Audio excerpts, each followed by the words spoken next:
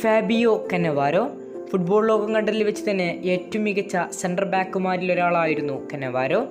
ലോക കിരീടം നേടിയും റയലിനൊപ്പം UCL നേടിയും അങ്ങനെ പല റെക്കോർഡുകളും കിരീടങ്ങളും സ്വന്തമാക്കിയ താരമാണ് കന്നവാരോ.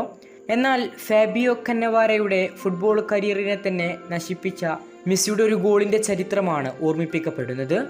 വർഷം 2008 ഡിസംബർ 14 FC ബാർസലോണയും റിയൽ മാഡ്രിഡും തമ്മിൽ കൊമ്പുകോർക്കുന്ന ലാ ലീഗയിലെ എൽ ക്ലാസിക്കോ പോരാട്ടം. തുടർച്ചയായ 3 വർഷവും ബാർസക്ക് റയലിന് മേൽ വിജയിക്കാനായില്ല. ആ ചരിത്രം ഇവിടെ മാറ്റി എഴുതേണ്ടതുണ്ട്. ഈ ഫലം മറ്റൊന്നായിരുന്നു. 2-0 ബാർസലോണ റയൽ മാഡ്രിഡിനെ പരാജയപ്പെടുത്തി. സമൂഹത്തിലേറ്റവും അർജന്റീന സൂപ്പർ താരമായ ലിയണൽ മെസ്സിയുമാണ് ഗോളുകൾ കണ്ടെത്തിയത്.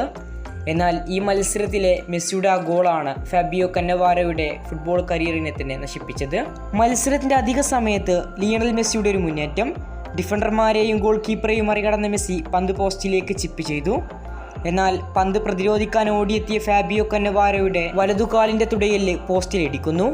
ഈ പരിക്കായിരുന്നു ഫാബിയോ കന്നവാരയുടെ ഫുട്ബോൾ ജീവിതം പിന്നീട് മാറ്റിമറിച്ചത്. ഇതേ പരിക്കിനെ കൊണ്ടാണ് 2008 യൂറോ കപ്പിലെ പല മത്സരങ്ങളും അദ്ദേഹത്തിന് ഇറ്റലിക്കൊപ്പം നഷ്ടമായത്. തുടർന്നും തന്റെ ഫുട്ബോൾ കരിയറിൽ ഈ പരിക്ക് നിർത്താതെ വേട്ടയാടിയിരുന്നു.